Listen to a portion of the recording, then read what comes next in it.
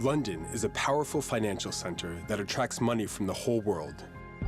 Russian oligarchs, Chinese billionaires, and Arab sheiks. The world's richest buy property here without even giving out their name. So why is it so easy to launder money in Britain? Why is London the place that attracts cash made through corruption? And how does Ukrainian money end up here? RFE journalists Natalie Sedletska and Maksym Savchuk traveled to the British capital to search for the real estate of the politicians and oligarchs who made their fortunes in Ukraine with the help of Ukrainians, but keep and spend them here in Britain.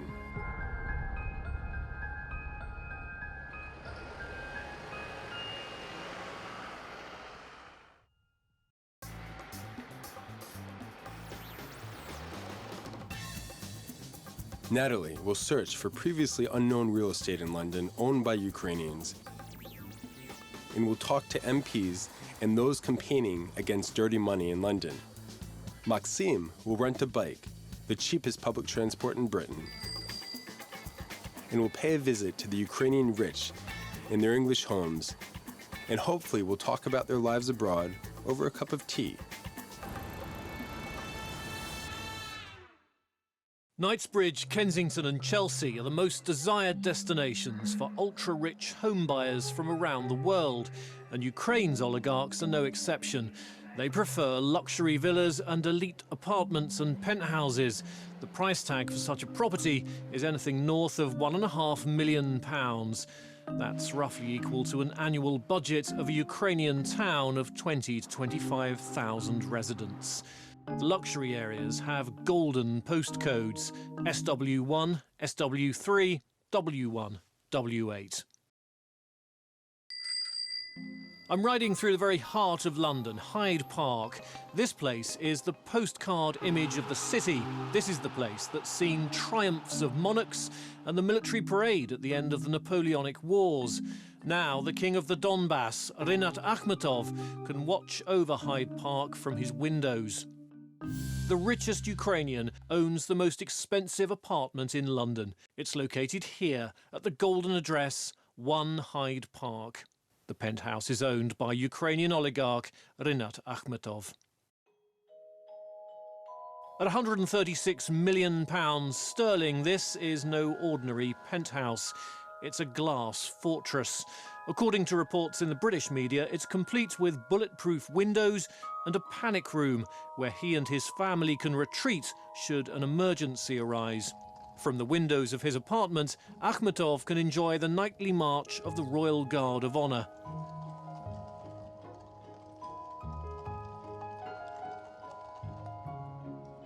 The residential complex is guarded by former Marines. On a recent day in November, we visited Akhmetov to see if he'd talk to us.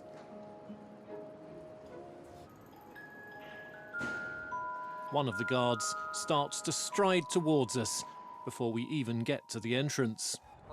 Hello. We are looking for Mr. Rinat Akhmetov. He lives here. Who are you here to see? You here to see him? Yes. All right, just give me 1 second, all right? Okay. He's not here, so that's why I knew that you didn't have an appointment with him. If you give me that card, I mean, I'm not going to give it to him, but it's just so I know who you are. Unfortunately, I can't let any information regarding anything, and I'd have to ask you to leave the premises, unfortunately.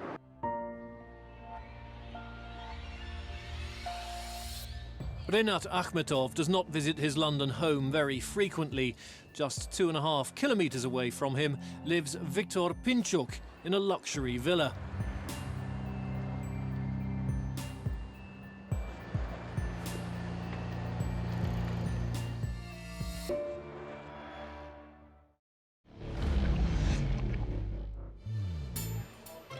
Meanwhile, I'm going to meet book author and columnist Mark Hollingsworth.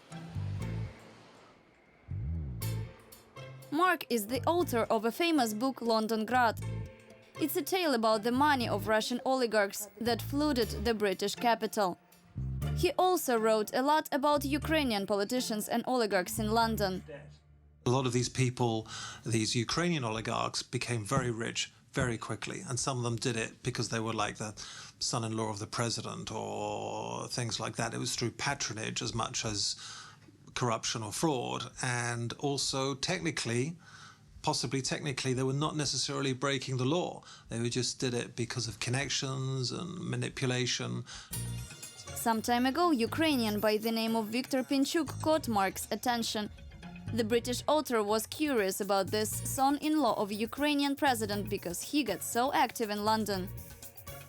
Viktor Pinchuk, who has spent at least £70 million sterling on a house in Kensington, just off Kensington High Street, and he's been very close to politicians like Tony Blair and Hillary Clinton.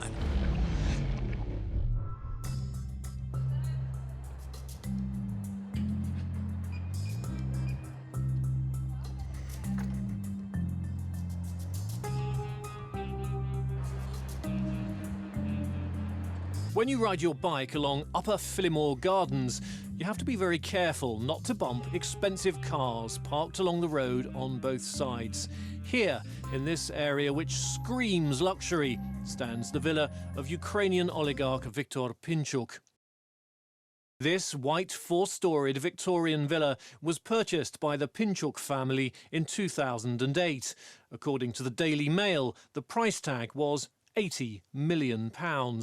At the time, it was £1 billion hryvnia. By comparison, £1 billion hryvnia in 2015 is equal to the annual budget of the industrial eastern Ukrainian city of Mariupol. Good afternoon, it's Tom speaking. Hello, we are looking for Mr. Viktor Pinchuk. Sorry, there's no one here, thank you. After several more attempts, an unidentified man came out to see us, but he swiftly disappeared when he spotted a camera. We are Ukrainian journalists, and we are looking for Viktor Pinchuk. Can you tell, please? Having lost all hope to meet the Ukrainian oligarch, I leave my business card and a request for an interview. I leave my business card for him as well. According to the British Property Register, the house is owned by an offshore company, and it's impossible to track down the real owners. Anonymous ownership is a problem that makes it possible for dirty money to end up on the British real estate market. Local anti-corruption campaigners have been ringing alarm bells about it for years. Pinchuk, however, has never denied that he is the real owner of this villa. This is what his press service said. The purchase of this property in London was an investment under the mandate of investment and consulting company East One, founded by Viktor Pinchuk. The purchase was declared in 2008. We would also like to draw your attention to the fact that on January 30th, 2008, shortly before the real estate deal in London, East One announced the conclusion of a deal to sell 94.2% of shares of Ukrsotsbank.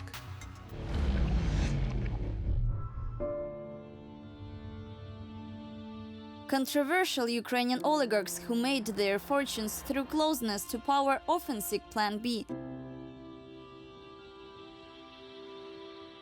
A place where they could keep their assets and keep insured from unfavorable political situation and criminal prosecution at home, from dislike of the media and greater society. This is why they try to create a parallel reality for themselves and about themselves. Ukraine's gas and chemicals tycoon Dmytro Firtash is a good example. One of the financial backers of Viktor Yanukovych regime, he built a long-term strategy for legalization in the Western world. He paid special attention to searching for agents of influence in Britain and had significant achievements. Top British politicians, parliament members and lords have been spotted in his orbit. After Firtash was arrested in Austria on the 12th of March last year, his English connections were a matter of a parliamentary hearing in the UK. Mr Firtash is estimated to be worth between $600 million and $5 billion. He has been linked to President Yanukovych and even to President Putin. I was therefore extremely concerned to receive from human rights activists in the Ukraine emails claiming that British parliamentarians were receiving money from Dmitry Firtash.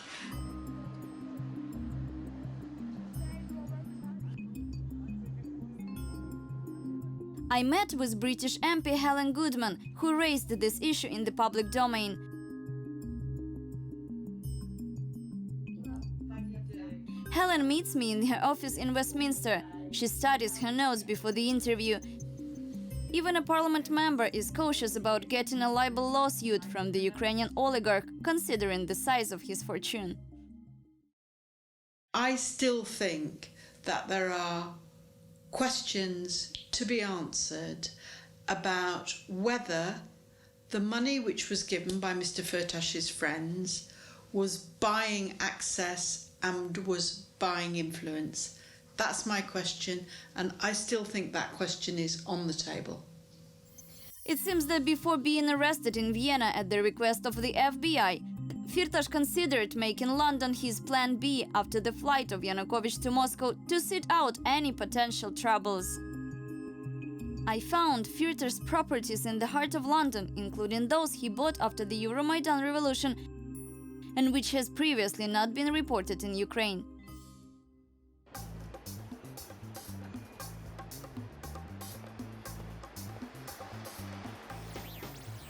While I travel across London to see it, Maksym pays a visit to Vladimir Zhirinovsky, one of the people who introduced Firtash to London. Political consultant Vladimir Zhirinovsky also bought a property in London. He is the very man who, according to British journalists, opened many political doors for Firtash in England. Now he has a home on Wickham Square. This is a complex of 19 houses around a landscaped garden. These are some of the most expensive properties in the UK. The local personnel reacts instantly to my arrival. Filming me. But the window... No, don't. Okay. According to the property register, Zhirinovsky owns house number 4. Can't find because no numbers at home. Yeah, how to... Were you looking for the woman or for the man? For the man, Vladimir Zhirinovsky. There are no number plates, so we pick a random door.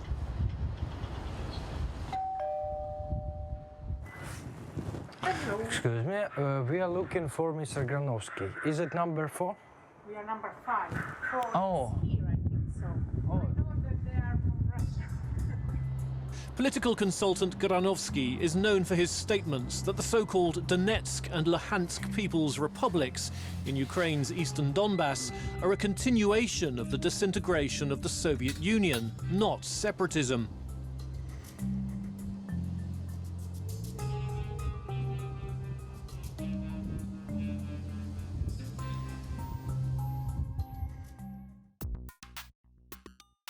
In his comments through Facebook Messenger, he said he no longer lives in London and that he still owns the house but spends most of his time in Germany. When asked about Firtash, he said he's paid for political consultancy, not lobbyism.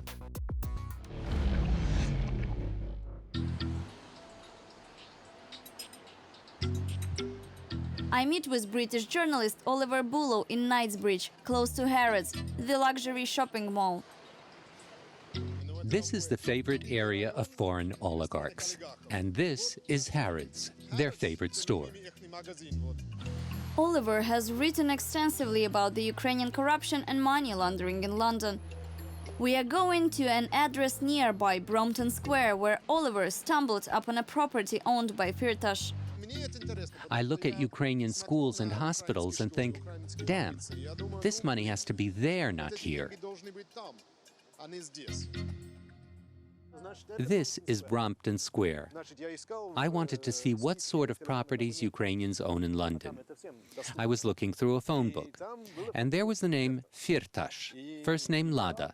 And I thought, great, I found Firtash's house. This one here below 12A. This is Firtash's flat. Of course, I could not even dream about living in a flat like this in Knightsbridge. It cost probably £1.5 million. But still, this is not a house of an oligarch in a basement. So how can this be explained? Maybe a nanny, a cleaning lady, or bodyguards? Maybe there is a different house around here, like a real, serious house, and this flat is just for his staff? So I kept looking where this house can be. I thought the house would be located somewhere close to the flat. Ukrainian media had reported about Firtash's flat based on information provided by parliament member Sergei Leshchenko. But Oliver found a much more expensive property located just around the corner. And here, around the corner, what do you find? You find this 8-coach place, this house. This house was built not by Firtash, but by Mike Spink.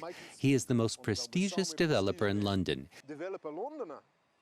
He built this house and then sold it for 60 million. 60 million? Pounds. That's $80 million. It's a new development, not an old building. And what we see here is not all. It goes 10 meters down under our feet. According to the plan in the official registry, Firtash's home has 5 levels, including 2 underground. It has a swimming pool, a gym, a conference room, and at least 4 bedrooms. The deal was concluded in 2012. Before our trip to London, I found out about another very expensive purchase of Dmytro Firtash, and now, after Oliver's story, the puzzle has come together. Here, in the same block, Dmitry Firtash bought another property. This is an old underground station. It's called Brompton Road. This historical building cost the Ukrainian gas tycoon another £53 million sterling. And this is probably our most interesting find. It's worth 2 budgets of the Ukrainian city of Uzhhorod. The deal took place soon after the deaths on Maidan and the escape of Yanukovych to Russia on the 27th of February 2014. Moreover, the Ukrainian oligarch paid money directly to the British coffers, to the accounts of the Defense Ministry. The ministry owned this property since World War II and has only sold it now. Brompton Road metro station was a part of a Piccadilly line. It was in use until 1934. Later, during the World War II, the station was purchased by the Ministry of Defense for £22,000 and served as a bunker and for other military purposes. In recent years, Londoners were thinking about turning it into a museum. But in 2013, the Ministry of Defense put it out for sale. 1.5 years later, it was bought by the Ukrainian oligarch. Firtash was arrested in Vienna at the request of the FBI less than 2 months after the deal. He was suspected of bribery, and the question here is whether the British Ministry of Defense actually checked the origin of the money. This is the official response of the Ministry of Defense. 206 Brompton Road was sold on the open market through appointed agents to the highest bidder. Appropriate checks were carried out by the marketing agents, and the buyer was represented by a reputable UK law firm. We are not able to give details of unsuccessful bidders or their offers. The sale of the property conformed to strict guidelines set out by the Treasury. Thanks, Emma. Emma Grubb, Communications Office, Policy and Personnel, Ministry of Defense.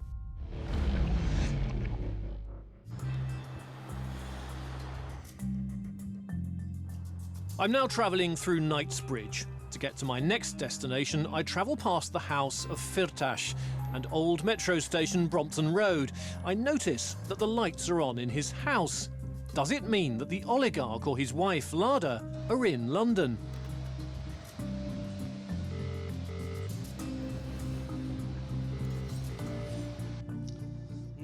But guests are not welcome here. Schemi made numerous official requests to the press service of Dmytro Firtash to comment on our findings and on the London real estate. We also asked what would happen to the former metro station, but the press service said they had no comment. Another Ukrainian person who has a London address is Olga Kaletnik.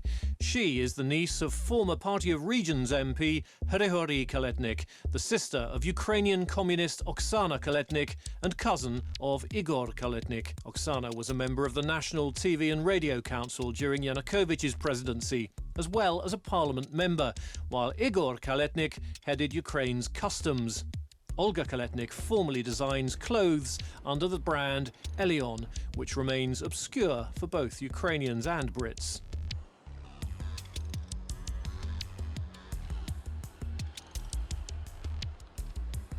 Olga Kaletnik is the neighbour of Rinat Akhmetov. Her apartment is located some 200 metres away from his penthouse. Here is the house I'm looking for.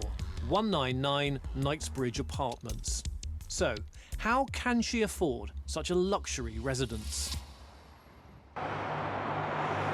Kaletnik. Aha. Yep. It is indeed. I haven't seen them today. I'm asking the man to tell the residents that I'm waiting for them downstairs. No one's in the apartment. There's no one's answering the phone in the apartment. I leave my number and ask to pass on a message. Cool. Yeah, thanks. Enjoy.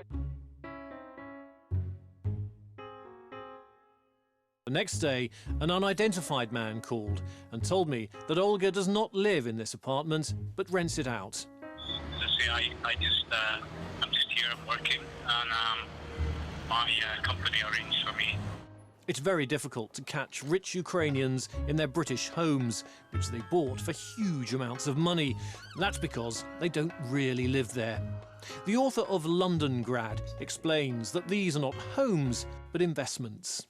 You know, it's all about not necessarily buying property and living here. It's more about parking their money. So they want to move their money out of Russia or Ukraine or Kazakhstan or wherever and putting it in a safe place. And so if you put it into a London property, that's a safe place and it's an investment.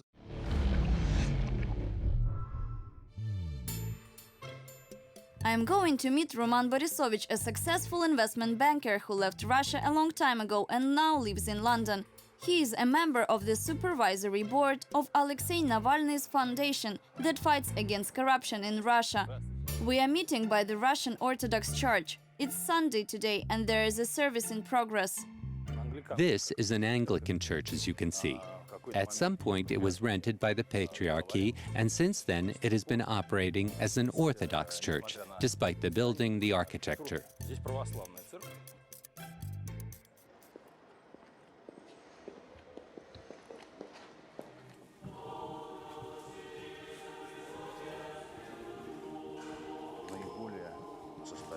The richest people, the super rich, they come here in off hours.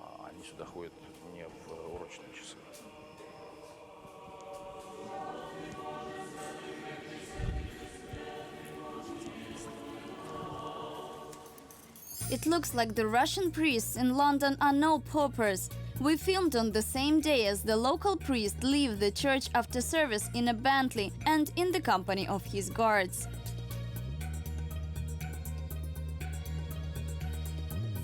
Roman Borisovich and I co-starred in a British documentary filmed by Channel 4 this spring called From Russia with Cash.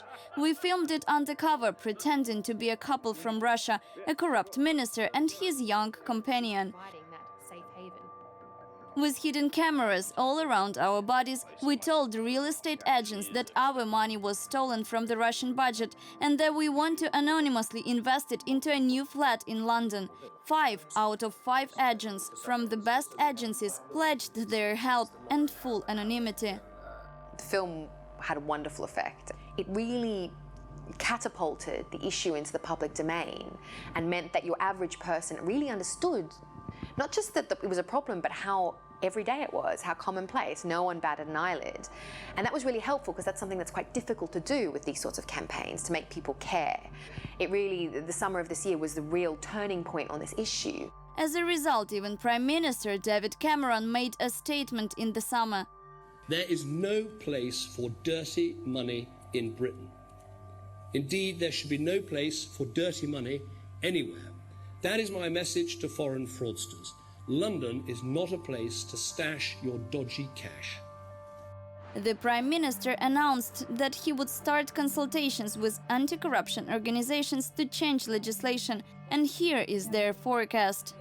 We basically don't want any foreign company to be able to complete a purchase of a UK property without having told the authorities who they really are. Before they can actually buy the property, they actually have to say who the beneficial owner really is. And of course, there will probably be some people who will lie, but at least then they will be breaking the rules. 2 blocks from Hyde Park, I meet with banker Wesley Davis. He has lived in the centre of London for 10 years and has seen streets get empty in the meantime. Wes Davis is an old friend of Roman Borisovich. In the 2000s, they lived in the same neighbourhood in Ennismore Gardens.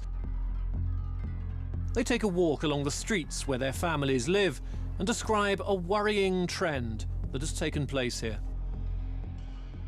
But look at this, you know, all these empty parking spaces, huh? Remember? I was living here, you couldn't find a park. Nobody lives here. Yeah, it's foreign buyers that don't live here. It's their 3rd, 4th, 5th, 6th, 7th residence. I mean, that was a lively area. There was, you know, kids running around in the garden. Yeah, on a Sunday like today, there'd be kids in the garden. Oh, kids would be, there would be like strollers, you know, mothers, and right now it's dead.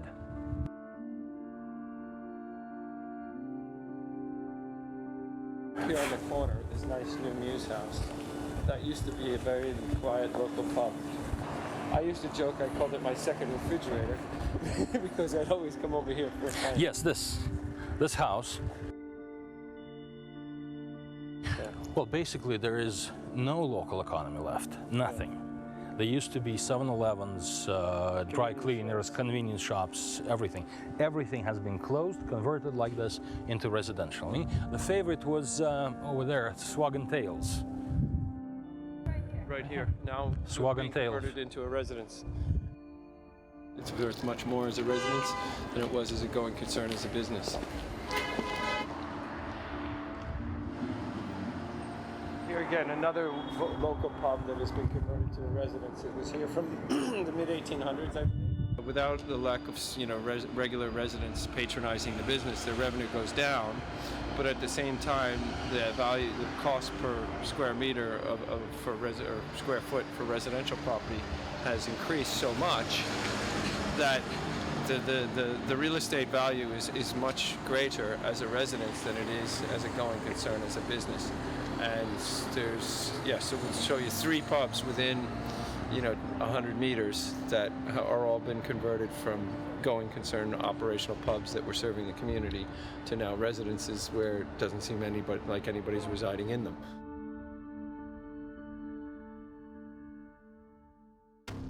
Many elite properties and houses worth over £1 million and bought by foreigners are owned by firms that hide their owners. Even the British government has no idea who they belong to. It may be that the luxury homes bought by Ukrainian politicians and businessmen are just the tip of the iceberg.